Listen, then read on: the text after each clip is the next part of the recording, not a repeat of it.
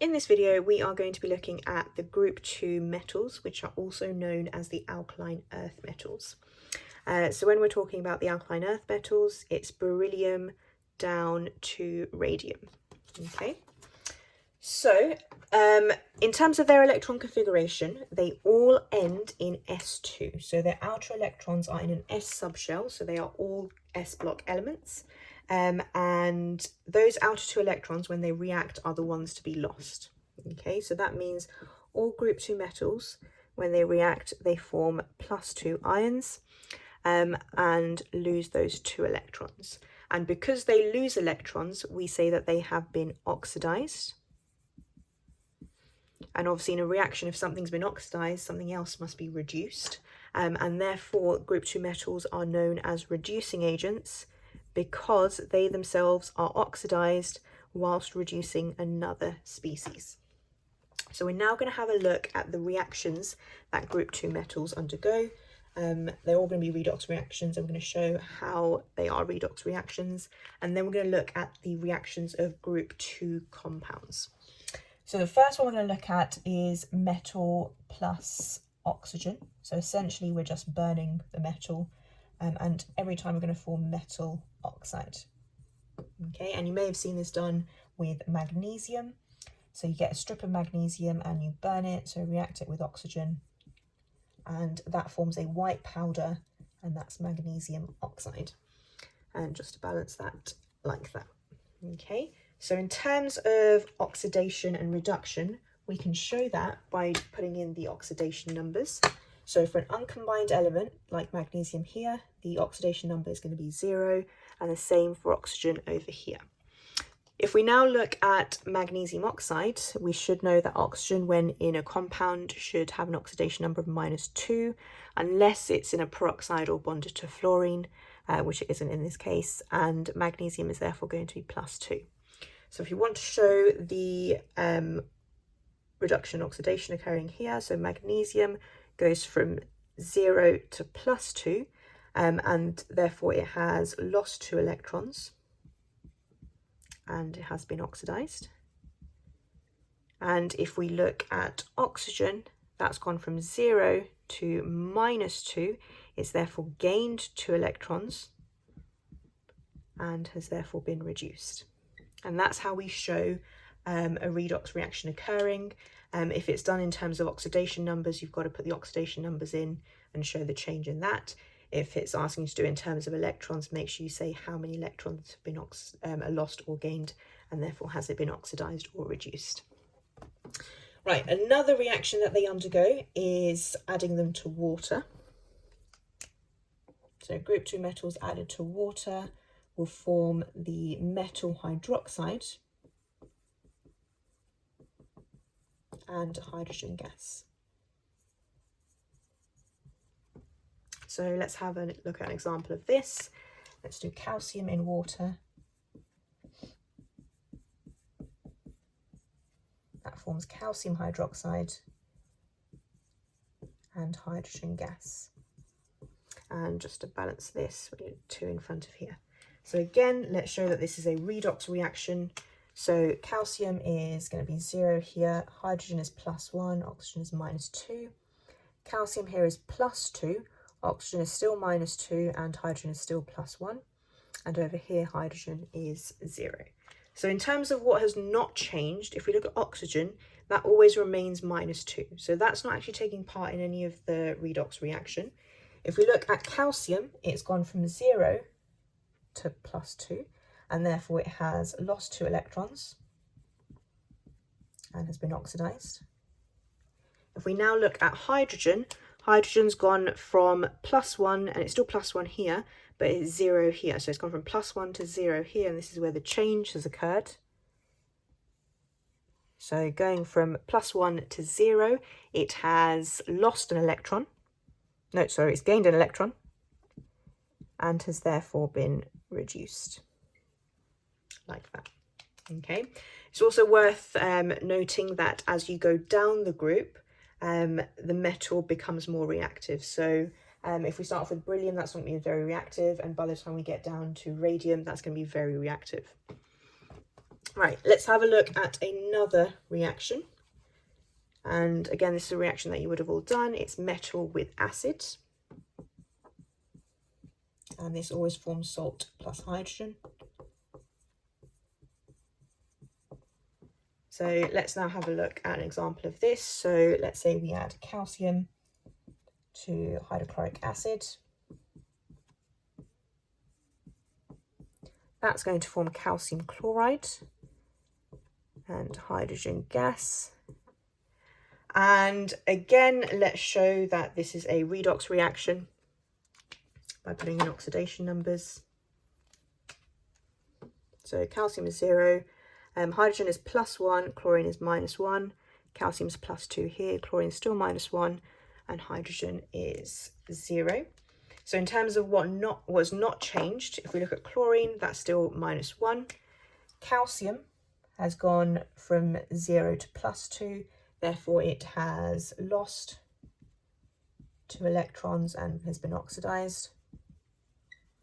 And hydrogen here has gone from +1 to 0, so therefore it has gained an electron and has been reduced, like so.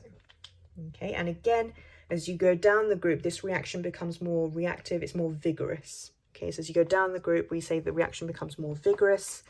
Let's now explain why it becomes more vigorous. So, as I said, as you go down the group, so starting from beryllium, going all the way down,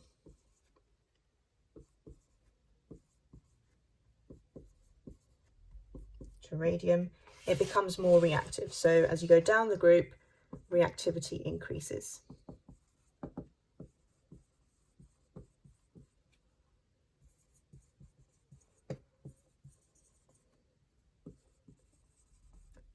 So whenever these metals react, they lose 2 electrons, okay? And we know that the process of losing an electron is very similar to ionization energy. So ionization is the energy required to remove an electron.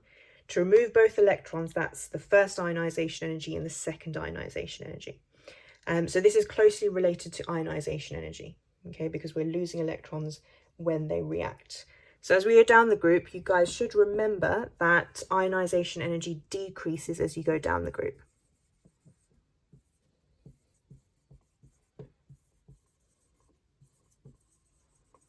And the reason it decreases as you go down the group is because the number of electron shells increase.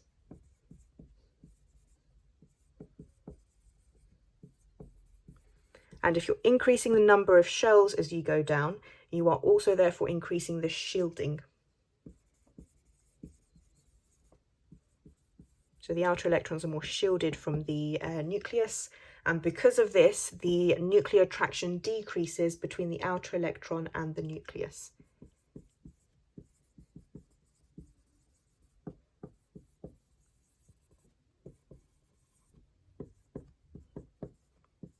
And because there's less nuclear attraction, it's easier to remove those electrons.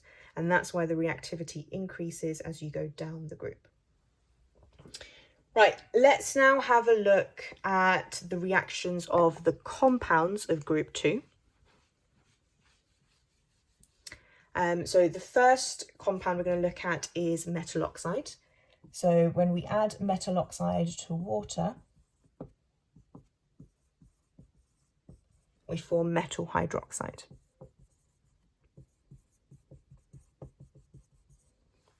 So let's have a look at magnesium oxide.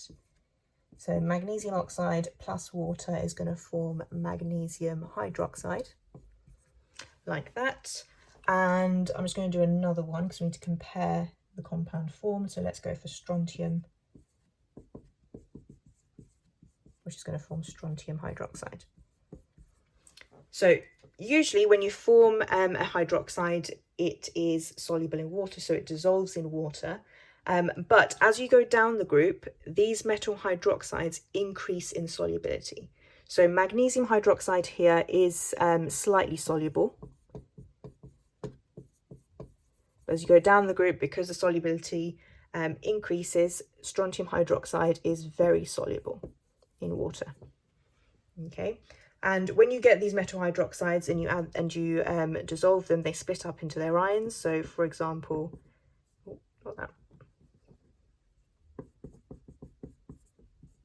When you add this to water, it's going to dissociate and it's going to release hydroxide ions.